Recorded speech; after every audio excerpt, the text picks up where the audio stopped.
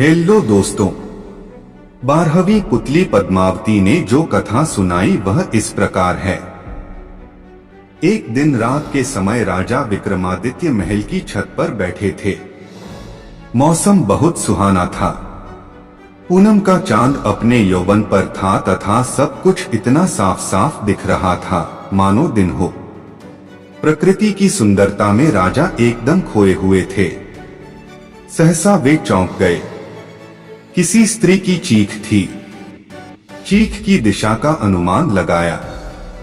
लगातार कोई औरत चीख रही थी और सहायता के लिए पुकार रही थी। उस स्त्री को विपत्ति से छुटकारा दिलाने के लिए विक्रम ने ढाल तलवार संभाली और अस्तबल से घोड़ा निकाला।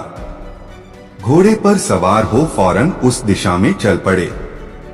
कुछ ही समय बाद वे उस स्थान पर पहुंचे। उन्होंने देखा कि एक स्त्री बचाओ बचाओ कहती हुई बेतहाशा भागी जा रही है और एक विकराल दानव उसे पकड़ने के लिए उसका पीछा कर रहा है। विक्रम ने एक क्षण भी नहीं गवाया और घोड़े से कूद पड़े। युवती उनके चरणों पर गिरती हुई बचाने की विनती करने लगी।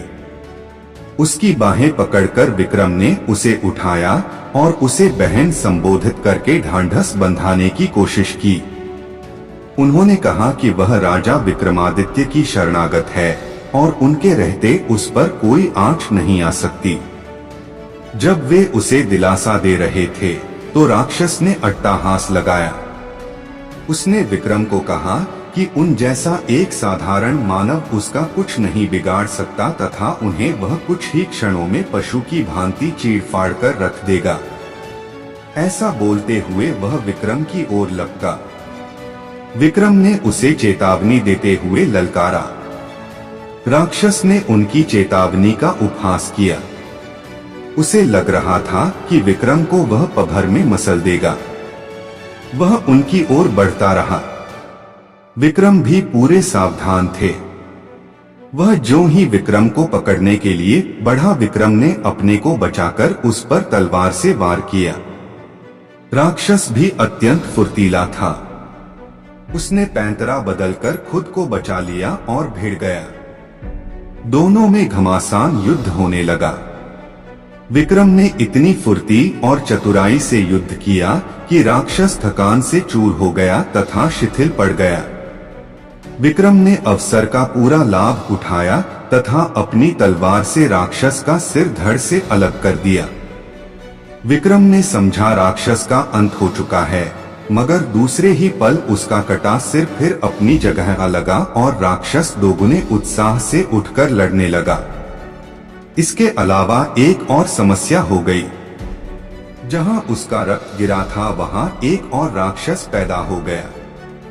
राजा विक्रमादित्य क्षण भर को तो चकित हुए, किंतु विचलित हुए बिना एक साथ दोनों राक्षसों का सामना करने लगे।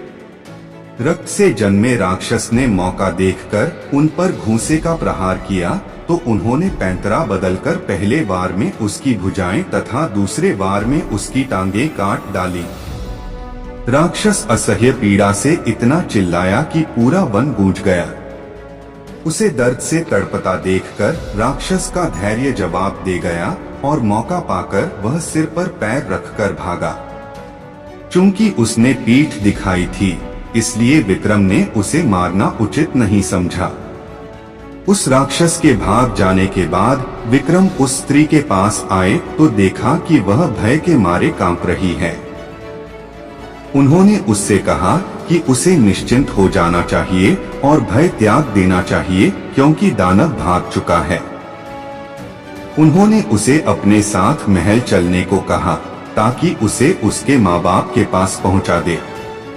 उस स्त्री ने जवाब दिया कि खतरा अभी टला नहीं है क्योंकि राक्षस मरा नहीं। वह लौटकर आएगा और उसे ढूंढकर फिर इसी स्थान पर ले आएगा। जब विक्रम ने उसका परिचय जानना चाहा तो वह बोली कि वह सिंहुल द्वीप की रहने वाली है और एक ब्राह्मण की बेटी है। एक दिन वह तालाब में सखियों के साथ नहा रही थी, तभी राक्षस ने उसे देख लिया और मोहित हो गया।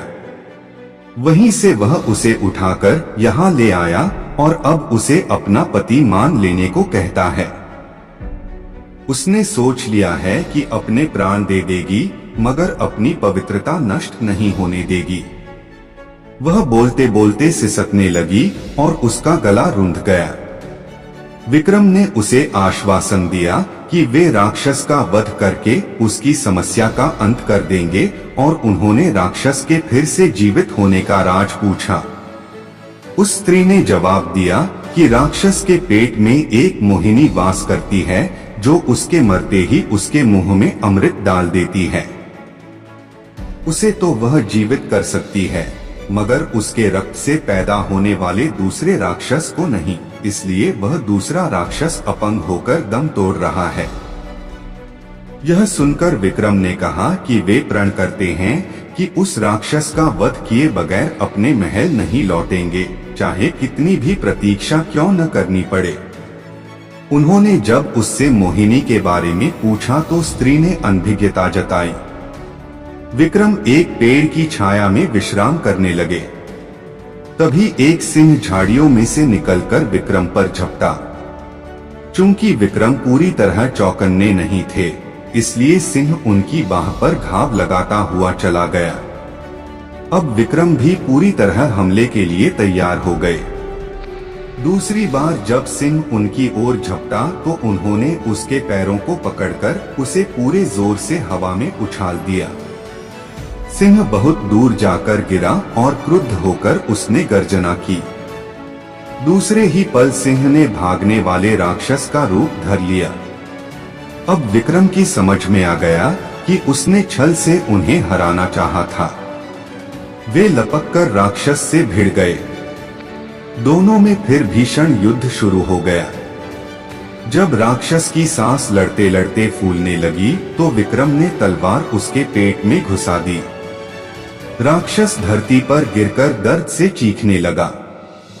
विक्रम ने उसके बाद तलवार से उसका पेट चीर दिया।